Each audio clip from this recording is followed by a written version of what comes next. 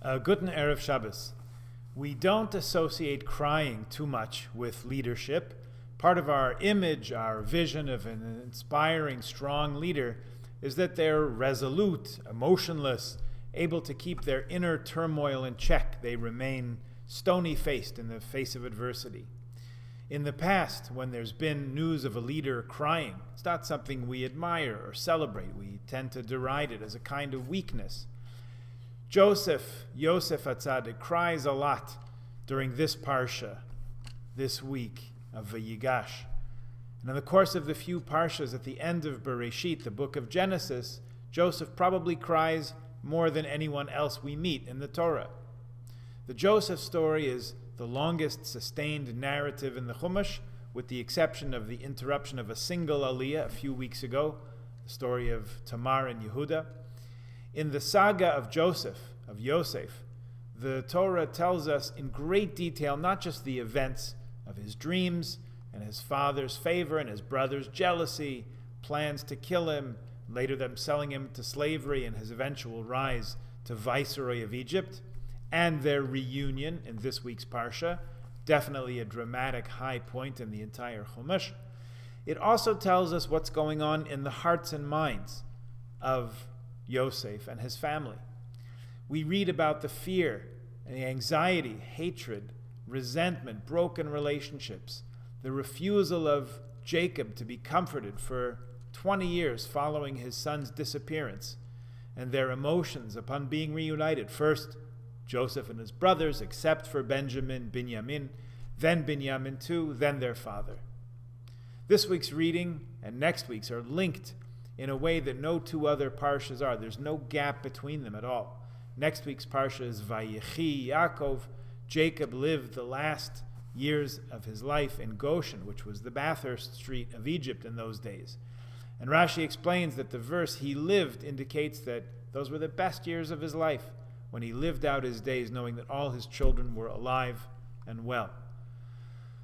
But Yosef cries at numerous points. At the end of last week's reading, you remember he had to excuse himself and leave the room because he was overcome with emotion meeting his little brother, Binyamin, who it turns out had been thinking of him his whole life, to the point that Binyamin named all his children in some form or other for Yosef and this absent presence in his life.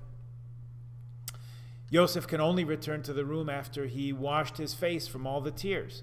This week's parsha, we find him bursting forth with great emotion. "I'm Joseph, your brother. Is my father still alive?" And he explains to all the brothers that they shouldn't worry for fear retribution, because he sees that everything happened to him was part of a divine plan. Joseph says it was actually God who sent him to Egypt to be a provider for the brothers when they became needy at the time of famine. Then he dissolves in tears again as he embraces Binyamin. Later on, next week, weeping yet again over the death of their father, Joseph reassures them, "Vatem chashavtem alai ra'a Elokim chashav latova." You intended to harm me, but God intended it for the good. That's just a couple of the weepy moments. It seems there are 7 separate incidents where the Torah describes Yosef's crying. The crying indicates a bursting of the dam. Yosef is a person of great self-control. We learned that when he kept his composure when the brothers threw him into the pit. We saw it when Potiphar's wife tempted him, and we saw it when he suffered imprisonment. Yet all this composure is really Joseph holding his emotions in, because when the dam bursts, it bursts, and the tears come flowing.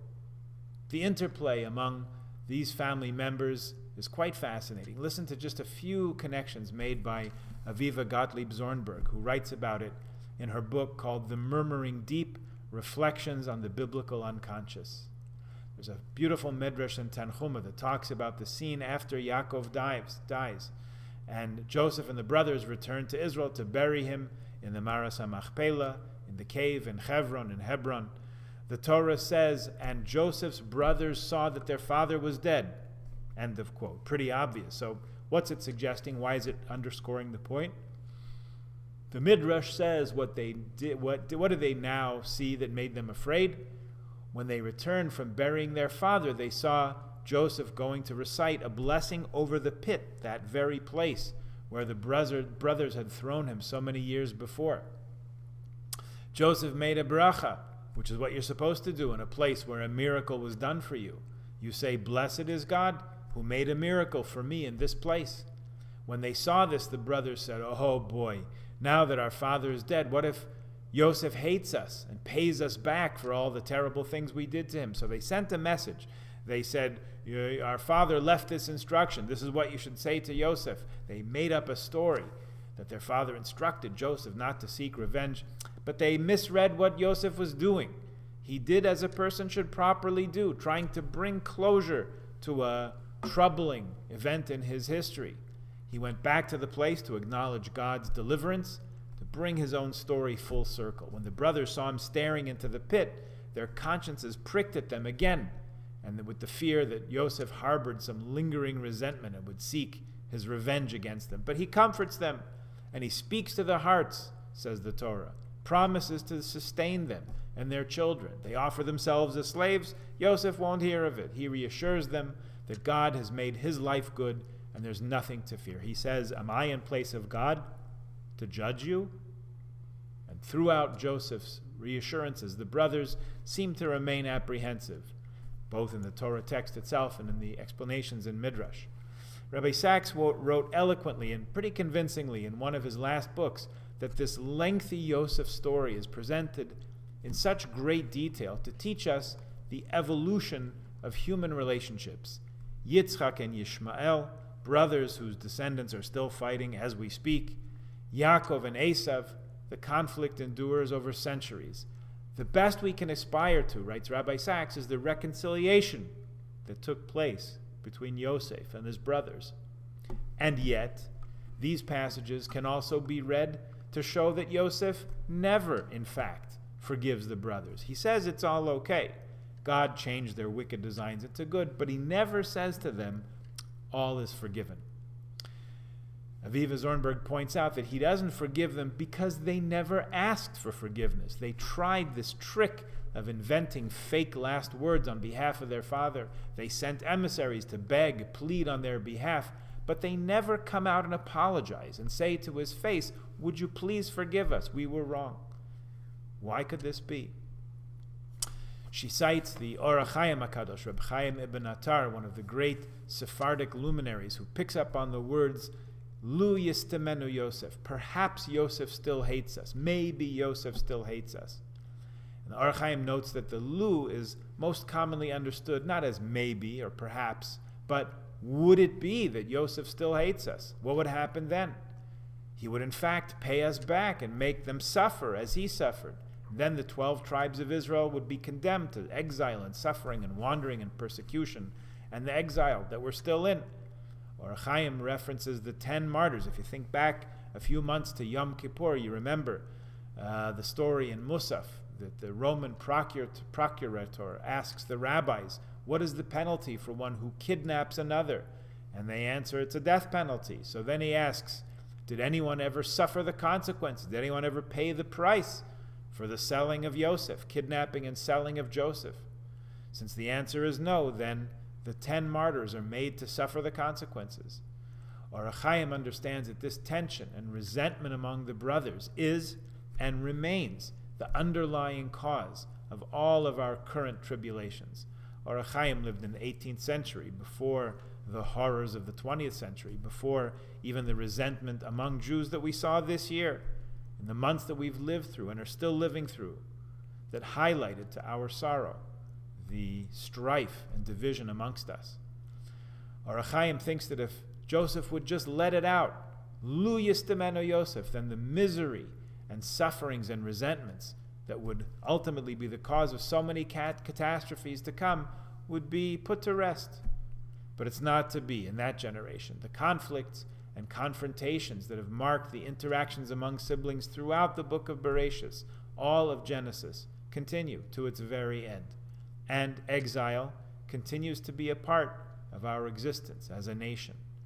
So then what are we supposed to learn from Joseph's experience in exile, in this tension with his brothers that seemed to endure until the end of their days?